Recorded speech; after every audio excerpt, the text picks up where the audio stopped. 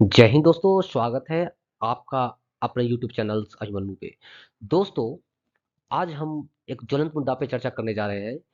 BRICS कैसे दे सकता है अमेरिकी डॉलर को चुनौती। दोस्तों, बहुत सारे न्यूज़पेपर में ये समाचार छपी है कि ब्रिक्स जो देश है, जिसमें 6 क बेसिकली 5 कंट्री है, वो आपस में एक संयुक्त रूप से एक मुद्रा बना रहे हैं, जो कि डॉलर को रिप्लेस करने वाला है।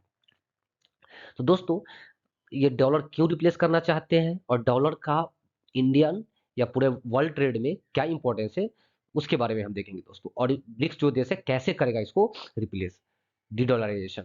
दोस्तों, हाल फिलहाल में आपने न्यूज़ देखा होगा या डेली न्यूज़ अपडेट होते होंगे। एक तो अपने पड़ोसी देश से पाकिस्तान और दूसरा है श्रीलंका। दोनों दोस्त क्यों बर्बाद हुआ? उसके पीछे सबसे बड़ा रीज़न ये भी था कि उसके पास डॉलर की कमी थी। डॉलर की कमी होने से क्या होगा दोस्तों? अगर जिस देश के पास डॉलर की कमी होगी, तो अंतर्राष्ट्रीय व्यापार नहीं कर पाएगा, यानी बाहर से कोई सामान खरीद नहीं सकता है। अगर सामान ही नहीं खरीदेगा, क्योंकि हर देश किसी न किसी के पास हर चीज़ तो होता नहीं है। किसी के पास चावल होता है तो किसी के पास गेहूँ होता है, किसी के पास तेल होता है तो किसी के पास पानी होता है। तो एक दूसरे से एक्सचेंज करने के लिए जो मुद्रा प्रचलित है उसको डॉलर देते हैं। तो अंतर्राष्ट्रीय मार्केट में जो डॉलर का इंपॉर्टेंस बहुत ही ज़्यादा है। जिस देश के पास जितना ज़्यादा डॉलर होगा, वो अंतर्राष्ट्रीय मार्केट से उतना सामान खरीद सकता है। वैसे ही दोस्तों, पाकिस्तान जो बर्बाद हुआ उसके पीछे यही रीज़न था कि उसके पास डॉलर की कमी हो गई। देखिए भाई साहब, ये आटा बाँट रहे हैं, यहाँ पे खाने के लिए आटा नहीं है, मतलब बाहर से आटा इनके पास नहीं आ रहा है, तभी ऐसा भीड़ है। और वही आप दूसरे इमेज में देखेंगे कि हमारे इमरान साहब हैं। इमरान साहब खाने के लिए दाना नहीं है, लेकिन ये भारत को बर्बाद करना चाहते हैं। कितना बेवकूफ़ आदमी है, आप समझ सकते हैं। इनकी जो जनता है, इनको मार के भगा दी, बोला कि भगाओ इसे प्रधानमंत्री को। चुट्टा है एक नंबर का। वही देखेंगे दोस्तों, दूसरा जो देश बर्बाद हुआ था वो श्रीलंका है। श्रीलंका के पास भी फॉरेन रिजर्व इतना कम हो गया है कि बाहर से वो ऊर्जा की ज़रूरत, जैसे डीज़ल, पेट्रोल की आयात नहीं कर पाया, मेडिसिन का आयात नहीं कर पाया, खाने-पीने की वस्तु का आयात नहीं कर पाया। जिस कारण क्या हुआ, वहाँ पे रेट ज़्यादा बढ़ गया। रेट ज़्यादा बढ़ा, वहाँ वहाँ की जनता सीधा राष्ट्रपति भवन में घुस गई। लंबे-लंबे लाइन लगते थे दो राशन की दुकान पे, चावल 250-300 से लेकर हज़ार रुपए केजी तक मिलने लगा। तो दोस्तों, आपको ये समझ में आ गया होगा कि आखिरकार जिस किसी भी देश के पास डॉलर की कमी होती है तो उसका क्या हाल होता है। रिसेंटली आपने देखा होगा कि यूक्रेन और रसिया का वार हुआ और अमेरिका ने रूस के ऊपर बहुत सारा सैंक्शन लगा दिया कि इससे कोई व्यापार नहीं करेगा, इससे कोई सामान नहीं खरीदेगा। तो इनडायरेक्टली उसके पास डॉलर नहीं पहुंच पाएगा। अगर व्यापार ही नहीं करेगा तो उसके पास डॉलर कैसे पहुंचेगा? तो रसिया ने इसका तो काट निकाल दिया था, क्योंकि रसिया बहुत चालाक कंट्री है। बोला, भारत को सबसे ज्यादा तेल बेचने लगा, बोला कि एक काम करो, तुम मेरे को रुपया में व्यापार करो, हम तुमसे रुपया में व्यापार करते हैं। मेरा जो मुद्रा है रूबल, वो रूबल में तुम लो और रुपया मेरे पास दे दो। वैसे ही चाइना के साथ जो व्यापार किया वो युआन में किया, मतलब क्रॉस बॉर्डर ट्रांजेक्शन इसको बोलते हैं, करेंसी लोकल करेंसी में। अब हम देखते हैं दोस्तों, ब्रिक्स देश ब्रिक्स देश के बारे में जानेंगे कि ब्रिक्स देश ऐसा है क्या और वो कैसे करेंसी को छापेगा। दोस्तों, सबसे पहले देखते हैं कि ब्रिक्स का जो स्थापना हुआ था वो 2009 ईस्वी में हुआ था। ये जो 5 देशों का संगठन है, एक उभरती हुई अर्थव्यवस्था का संघ है। इसका स्थापना 2009 में हुआ था। उस समय ये ब्रिक था, BRICS, मतलब ब्राज़ील, रसिया, इंडिया और चाइना। 5वां जो देश है 2010 में शामिल हुआ, साउथ अफ्रीका, तब जाके बन गया ये ब्रिक्स। ब्रिक्स का जो आबादी लोग देखेंगे दोस्तों, पूरे वर्ल्ड में देखेंगे, वर्ल्ड मैप पे देख लीजिए, ये है रसिया, चाइना, इंडिया, साउथ अफ्रीका और ये ब्राजील। ब्रिक्स का क्या योगदान है पूरे वर्ल्ड के अंदर? सबसे पहले देखते हैं, ब्रिक्स जो देश है उसका जो पॉपुलेशन है पूरे वर्ल्ड का 42% है। मतलब 5 देश के पास पूरे वर्ल्ड का 42% जनसंख्या है। वहीं हम अगर चाइना और इंडिया की बात करेंगे, तो ब्रिक्स के अंदर 87% का भागीदारी रखता है पॉपुलेशन में। मतलब चाइना और इंडिया है तो काफी, पूरे वर्ल्ड का आधा हो जाता है, ऐसे ही आधा हो जाता है। दोस्तों, ब्रिक्स जो है पूरे वर्ल्ड ट्रेड में 23% जीडीपी रखता है। मतलब ग्लोबल जो ट्रेड है उसमें 18% की भागीदारी रखता है। ये आपको याद रखना चाहिए। दोस्तों, ब्रिक्स का मेन उद्देश्य क्या है? गरीबी को हटाना और आपसी व्यापार को सहयोग देना, कि कैसे हम आसानी से एक देश से दूसरे देश तक सामान भेज सकते हैं और व्यापार कर सकते हैं, ताकि लोगों को काफी लाभ पहुंचे।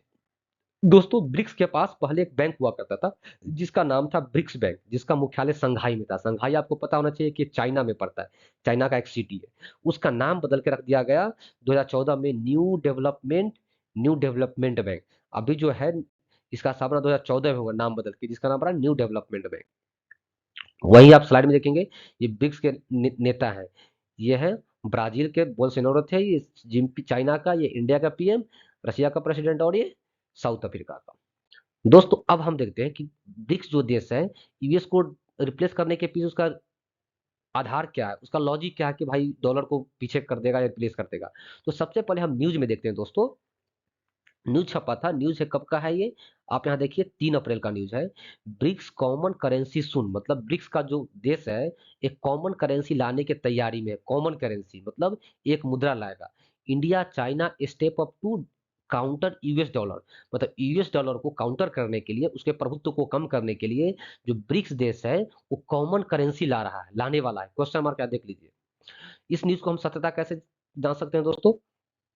वहीं आप देखेंगे ये ग्लोबल टाइम्स जो कि चाइना का न्यूज़पेपर है, उसने छापा था BRICS currency plausible alternative to dollar hegemony hegemony, मतलब डॉलर के प्रभुत्व को, ब्रिक्स का जो देश है जो अपना कॉमन करेंसी लाएगा वो डॉलर के प्रभुत्व को कम कर देगा। तो एक चीज यहाँ पे ये बनता है, डी डॉलराइजेशन। डी डॉलराइजेशन किसे बोलते हैं, अगर डॉलर के प्रभुत्व को कोई करेंसी कम कर देगा, उसके प्रभुत्व को कम कर देगा, तो उसी को बोलते हैं डी डॉलराइजेशन।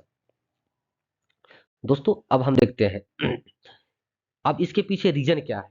दोस्तों 2023 का जो है ब्रिक्स का सम्मेलन साउथ अफ्रीका यहाँ पे होने वाला है। यहाँ पे जो होने वाला है ब्रिक्स का सम्मेलन हाल फिलहाल में, उसमें करीब 20 कंट्री ऐसे हैं जो इच्छा जाहिर किया है कि हम ब्रिक्स में शामिल होना चाहते हैं। अब भी है, सदस्य की संख्या 5 है।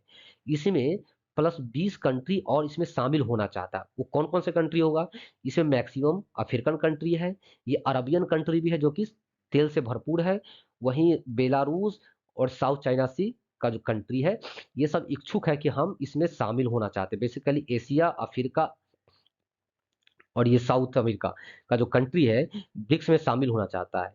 अगर ये सब देश ब्रिक्स में शामिल हो जाए तो ऐसा समझ लीजिए कम से कम 25 देश के पास 95% पैसा हो जाएगा।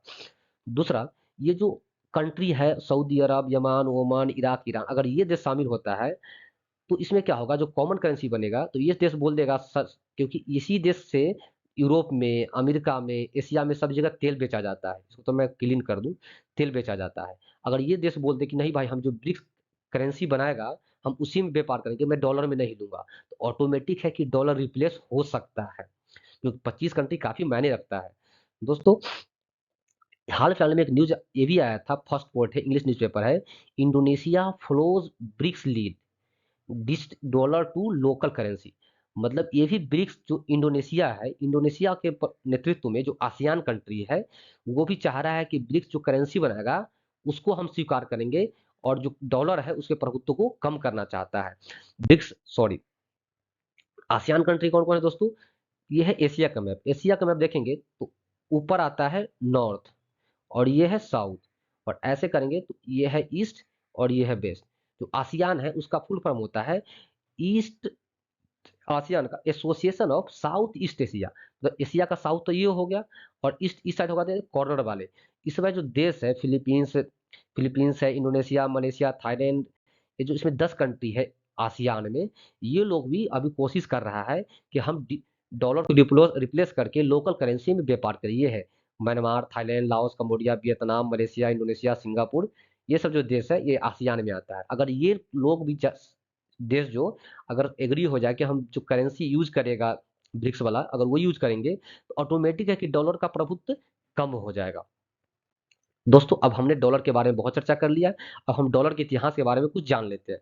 डॉलर जो है दोस्तों, यूएस डॉलर, जो कि पूरे व्यापार में, पूरे वर्ल्ड व्यापार में काफी प्रभुत्व रखता है। अब पूरे व्यापार का 80% से ऊपर पूरे वर्ल्ड ट्रेड का डॉलर में ही होता है। इसका जो स्थापना हुआ था दोस्तों 1944 में, एक मीटिंग हुआ था जिसको बोलते हैं ब्रेटन वुड सम्मेलन। वहां पे डॉलर को पूरे वर्ल्ड में ऑफिशियल रिजर्व के रूप में मान्यता मिला था, जिसमें 44 कंट्री था, उसको मान्यता दिया था कि हाँ भाई ये ऑफिशियल करेंसी होगा डॉलर, इसी में हम लोग पूरा व्यापार व्यापार करेंगे। दोस्तों किसकी अध्यक्षता में हुआ था, IMF. IMF international monetary fund, जहां से लोग उधार लेता है। अब आईएमएफ का एक बास्केट है, उसमें 5 मुद्रा है। आईएमएफ ये बोलता है कि अगर जिस देश के पास ये 5 मुद्रा है तो इंटरनेशनल व्यापार कर सकता है। उसमें आता है यूएस का डॉलर आता है, जापान का येन है, चीन का रिनबिंबी है, यूरोपियन यूनियन का यूरो है, और पाउंड जो है ब्रिटेन का पाउंड है। मतलब 5 कंट्री है, 5 मुद्रा है, प्लस जिसके पास सोना यानी गोल्ड रिजर्व होगा। ये 5 करेंसी को वो आईएमएफ मान्यता देता है। दोस्तों, आप देख सकते हैं इस स्लाइड में। अब ये समझ लीजिए कि ब्रिक्स कैसे दे सकता है अमेरिकी डॉलर को चुनौती। तो आप समझ गए होंगे कि ब्रिक्स जो नया करेंसी बनाने वाला है, कॉमन करेंसी, वो कैसे-कैसे काम करेगा। दोस्तों, अगर डीडॉलराइजेशन हो जाता है तो बहुत सारे देशों को बहुत ही राहत होगा, बहुत सारे देश दिवालिया होने से बच जाएगा। दोस्तों, अगर ये वीडियो आपको अच्छा लगे, वाक़ई नॉलेजेबल लगे, तो इस चैनल को लाइक और सब्सक्राइब ज़रूर से ज़रूर करें। धन्यवाद।